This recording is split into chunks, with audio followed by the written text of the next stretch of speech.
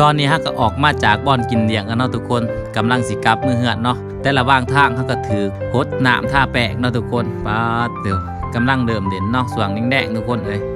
นี่ก็สิเป็นมือที่3เนาะทุกคนเด่นน้ำท่าแปะปีใหม่ละเนาะทุกคนตอนนี้ก็มาฮอดลานอีกลานหนึ่งแล้วทุกคนถือป้าแปะหดน้ำเหมือนกันเนาะถือท่าแปะกันไปเลยเนาะโอ้มวนเนาะปีนี้กับมวนด้วยกันมาหาหล่อดิ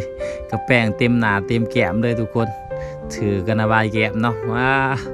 ปัสสิบายแก้มผู้สาวก็ได้บ่ได้บายซับเนาะมีแต่ผู้สาวบายแก้มทุกคนเลยตอนนี้ให้ไก่เดินทางไปต่อเนาะทุกคนกลับเมื่อเหือนเนาะทุกคนป้าดิเนาะเบิกกระแปง2 คนเนาะนี่กระแปงเต็มแก้มเลยเนาะไปทุกคนสิพานาขี้เลาะเนาะ3มือหอดบาทเนาะทุกคนนี่หอดลัก12อะไรทุกคนนี่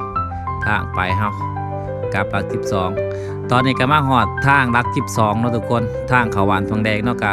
จานทำน้อยมายืนท่าธนาท่าแปะงผู้สาววัดซานเนาะ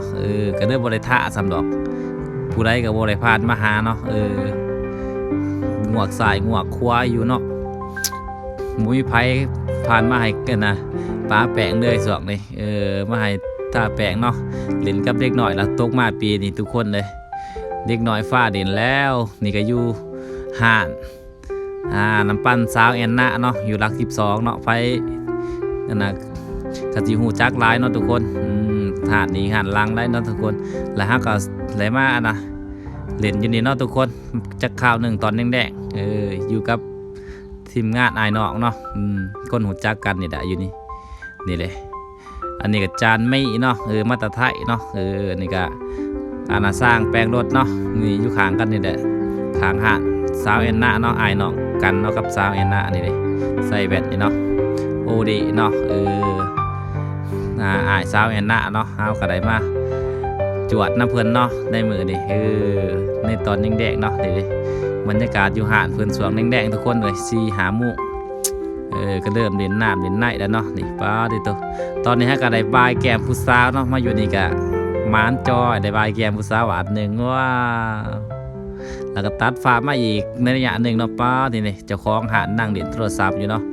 หาดสาวแอนนาหาดขายน้ำปั่นเด้อทุกคนทุกสนิทที่กันแล้วก็มีสาว2 คนเนาะมาซื้อน้ำปั่นถ้าก็จั่วโดดแดดเนาะทุกคนนี่จานมีก็อยากแนมน้อยหนึ่งนะเว้ยเฮียผู้งามก็หล่อเบิ่งสาว2 สาวแล้วก็เจ้าของหาดเพิ่นเนาะปัดมีแต่ผู้งามๆใดเนาะสาวมาซื้อน้ำปั่นกับงามแล้วหยิบแป้นอยู่เนาะรายงานโตเด้อผู้ใดเห็นจะคล้องกระไดเนาะไม่เห็นบ่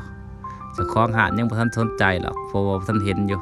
หากระถ่ายนี่เลยแล้วทุกคนมาแล้วนี่แน่หากระขอถ่ายคลิปเนาะจากบาทหนึ่งเห็นสาวงามบ่ไหลเนาะก็ได้เขาก็ดื่มถามสื่อเนาะมิตรบาถ่ายเด้อถ่ายดื่มถามสื่อ2 สาวเนาะป้าเถอะขอถ่ายหูปน้ำแน่เนาะ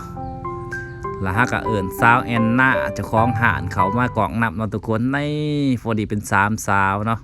จักโสดจักบ่โสดเนาะเฮากับโมหูคือกันเนาะโอ้สุดยอดเลยนะขอบใจที่ให้ทายเด้อ3 สาวเนาะจะคล้องห่านนี่เด้อสาวแอนนา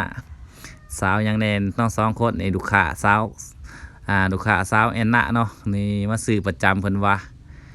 ขอบใจหลายๆคลิปนี่กะขอจบไว้ซ้ำนี่แหละทุกคนบ๊ายบายพอกันในคลิปหน้าเนาะ